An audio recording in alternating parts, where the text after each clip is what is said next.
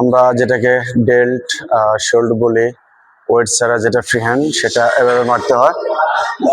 আপনারা চাইলে বাসায় এভাবে মারতে পারেন। বড় ভাই, আপনি চাইলে বাসায় এভাবে মারতে পারেন। এটা হলো ডেল্ট ওয়েট।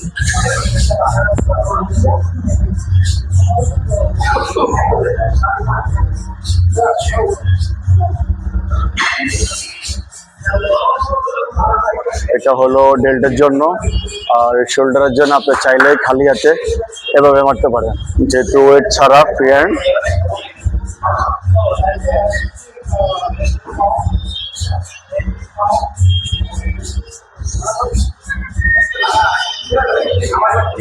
এগুলো হলো শারীরিক এক্সারসাইজ ডেল্টের, শোল্ডার।